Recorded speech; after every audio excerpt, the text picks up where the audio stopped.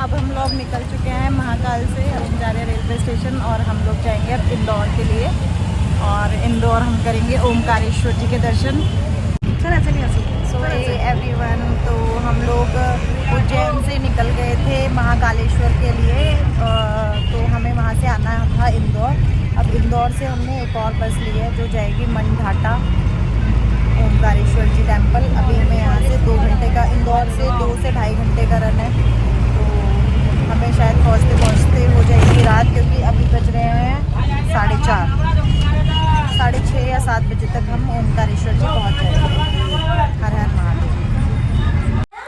तो जैसा कि हमें पता नहीं था कि ओमकारेश्वर जी कहाँ पे हैं, किस ज़िले में है, हमें कुछ भी ज्ञान नहीं था। हम थोड़ा सा आगे चले, इतना प्यारा व्यू था यहाँ पे, पहाड़ी एरिया था जो हमें पता नहीं था।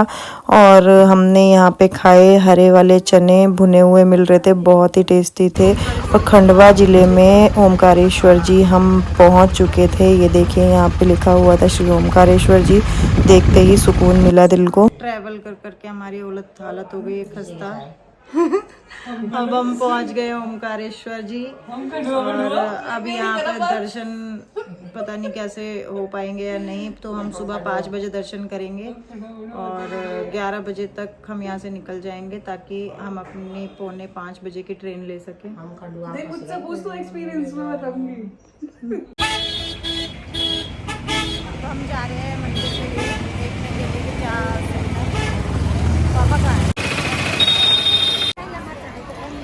ये यहाँ से पूरा मंदिर प्रांगण शुरू हो जाता है जो ओमकारेश्वर जी का है। और यहाँ पे है थोड़ा पहाड़ी एरिया है ना। ये देखो, ये है सामने मंदिर।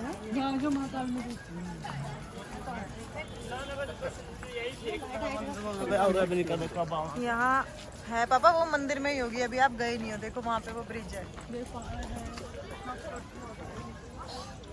ये वो है ना, घाट है ना, नर्मदा घाट है।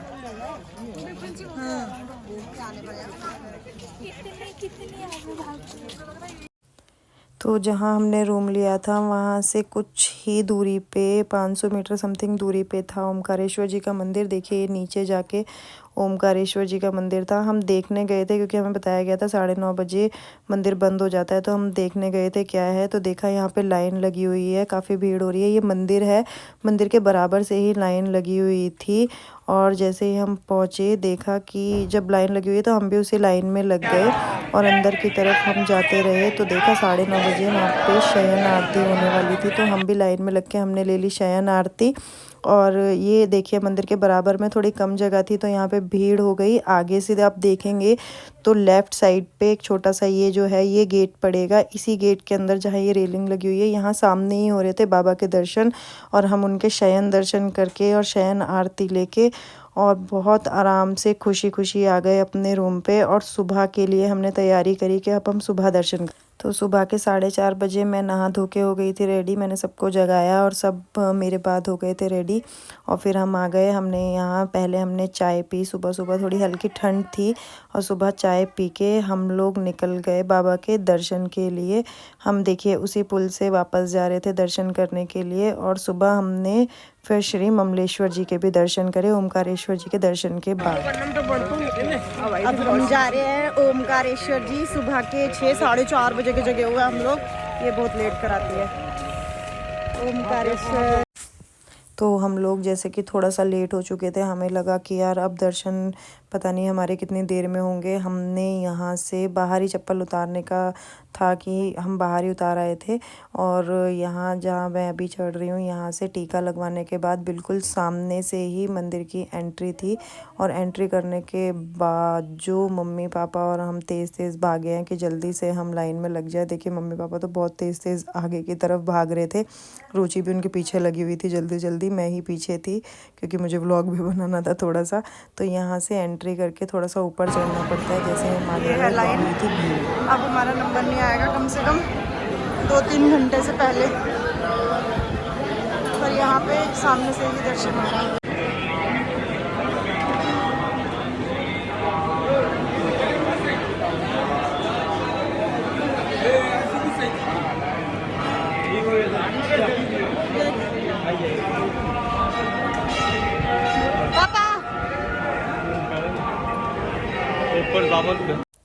हमें ऐसा लग रहा था कि शायद हमें बहुत देर में दर्शन होंगे, पर महादेव की ऐसी कृपा थी कि हम गए और हमें बहुत ज़्यादा देर नहीं लगी। 15 मिनट में हमें दर्शन हो गए। इनफैक्ट हमें जल भी चढ़ाने के लिए मिला। देखिए पापा ने लिया और हम सब ने मिलके, चारों ने मिलके जल भी चढ़ाया महादेव पे। महादेव की कृपा हम पर इतनी थी कि हमें महाकालेश्वर जी में भी और ओमकारेश्वर जी में भी बहुत ही अच्छे दर्शन हुए।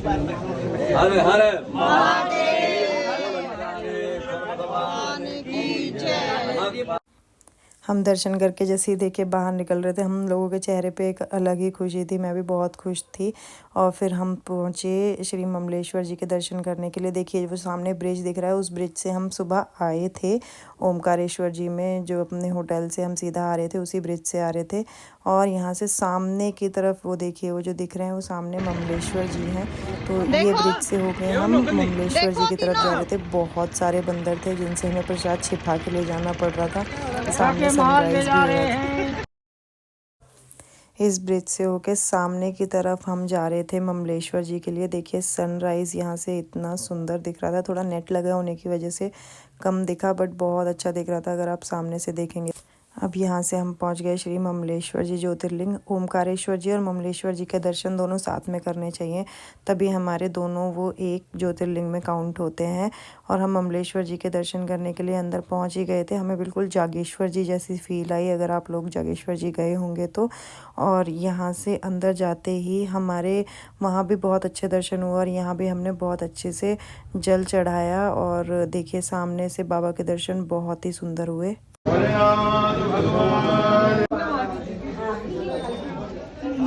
भी जाएगी? नहीं ऐसे तो ये है ममलेश्वर महादेव मंदिर। यहाँ आए, यहाँ ऐसा इतनी शांति है और काफ़ी हद तक जैसे जागेश्वर जी महादेव मंदिर, अगर आप में से कोई गया होगा या जागेश्वर महादेव मंदिर आपने देखे होंगे, तो जागेश्वर महादेव में भी ऐसा ही है। बिल्कुल छोटे छोटे मंदिर बने हुए हैं। थोड़ा प्रांगण बहुत बड़ा है और ये प्रांगण थोड़ा छोटा है, बट यहाँ पे बहुत सुकून है। ममलेश्वर महादेव ये भी ज्योतिर्लिंग में ही आते हैं। ये देखिए पूरा प्रांगण। यहाँ ये प्रवेश द्वार है जो अंदर की तरफ होते हुए जाता है और आपको दर्शन भी बहुत आसानी से हो जाएंगे, बहुत अच्छे। और जल भी चढ़ाने के लिए मिलेगा। ढोलू के लिए ले लो डॉक्टर किट। और ये वाले भी 30 रुपए सब। ममलेश्वर जी के बराबर में ही है बिल्कुल जो है नर्मदा घाट। अब हम वहाँ पहुँच चुके थे। अब हम कर रहे हैं बोटिंग पूरे ओमकारेश्वर जी की। तो इसने हमसे 200 रुपये पर हेड लिया और उसमें 2 घंटा हमें घुमाया। पूरे ओमकारेश्वर जी का एक राउंड इसने हमें लगवाया था। संगम भी दिखाया इसने हमें ले जाके इसमें। और ये 200 रुपये हमें बहुत वर्थ लगे क्योंकि ये मेहनत भी कर रहा था और पूरा अंदर तक हमें नर्मदा और कावेरी के संगम तक भी लेके गया था ये। और देखिए सामने की तरफ, ये सामने एक मूर्ति भी दिखती है। मंदिर के भी पूरे आपकी परिक्रमा लग जाती है। देखो इधर, और इधर हमारे पीछे संगम है। और यहाँ से भरा पापा ने संगम का जल पूजा के लिए। मैंने लिए ये सीप यहाँ से। और कहते हैं कि यहाँ के पत्थरों की ही मूर्तियाँ बनती हैं। तो हमने मूर्ति के लिए कुछ पत्थर भी बीने। पापा को फ़ोटो और वीडियो बनवानी थी तो वीडियो उन्होंने बनवा ली थी अपनी। और देखिए हमने यहाँ से कुछ पत्थर भी बीने और इन्हीं पत्थरों की शिव जी की मूर्तियाँ भी बनती हैं। और देखिए यहाँ सामने की तरफ मैंने थोड़े पत्थर उठाए घर में पूजा के लिए और कुछ बांटने के लिए भी कुछ पत्थर हमने रखे जिनकी पूजा हमने की। तो नाव वाले ने हमें थोड़ा उतार दिया था क्योंकि जहाँ से बहाव बहुत तेज़ था, तो उसने हमें उतारा जहाँ पे घूम के हमें आना था। तो हम यहाँ से एंजॉय करते हुए, देखिए नाव वो जा रही है एक, वो हमारी नाव सामने आके लग चुकी थी। तो हम उधर सामने से पूरा घूम के आए थे। अभी हम यहाँ बैठ के अपना फ़ोटोग्राफी कर रहे थे, काफ़ी एंजॉय कर रहे थे, पत्थर भी बीन रहे थे। पापा तो बड़े बड़े पत्थर चुग रहे थे क्योंकि यहाँ से पत्थर लेके जाते भी। अब नाव हमारी आ गई और हम वापस अपना निकल चुके थे ममलेश्वर जी के लिए। वापस आते हुए जहाँ से हमारी नाव मुड़ी वहाँ पर है ये डैम, आपको मिलेगा देखने के लिए। और यही है वो पुल जिसके ऊपर से हम गए थे ओमकारेश्वर जी के लिए। तो अब हमारे राइट पे ओमकारेश्वर जी थे और लेफ़्ट पे ममलेश्वर जी। तो यहाँ से अब हम वापस जा रहे थे और ममलेश्वर जी के काफ़ी दर्शन करने के बाद, संगम के दर्शन करने के बाद हम पहुँच चुके थे अपने होटल। अब हम जा रहे हैं वापस। To bus stand.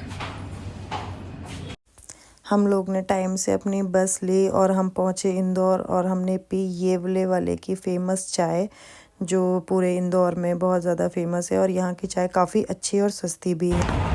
तो है एवरीवन, अब हम पहुंच चुके हैं इंदौर जंक्शन। जो 4:45 वाली ट्रेन है दिल्ली की, वो नए स्टेशन बना दिया गया है, वहाँ से कर दिया। तो देख सकते हैं आप पीछे कितनी भीड़ हो गई है। तो इस बात का ध्यान रखें कि जब भी आए, पुराने वाले स्टेशन से 350 मीटर आगे है, ये पैदल भी आ सकते हैं, ऑटो भी ले सकते हैं, कुछ भी कर सकते हैं। तो आप जब भी आएँ दिल्ली से तो ये बात का ध्यान रखें। हर हर महादेव। छोटा प्लेटफॉर्म होने की वजह से इतनी भीड़ हो गई है। तो finally we are back to home, ready for back to home. निकल चुके हैं हम। ट्रेन हमारी वहाँ खड़ी हुई है, पता नहीं प्लेटफॉर्म पे कब आएगी, 4:45 बजे का था। तो फाइनली आ चुकी है हमारी ट्रेन, पूरे 15 मिनट लेट। तो अब हम घर आ रहे हैं। आपको अगर मेरा ब्लॉग अच्छा लगा हो तो प्लीज़ मुझे लाइक सब्सक्राइब ज़रूर करें, और अगर आप लाइक करेंगे सब्सक्राइब करेंगे तो मुझे अच्छा लगेगा और मेरी हिम्मत भी बढ़ेगी आगे ब्लॉग बनाने की, क्योंकि मैं घूमती रहती हूँ तो ब्लॉग तो मैं बना सकती हूँ, बट एक मोटिवेशन भी चाहिए होता है। सो हर हर शंभू, जय महाकाल।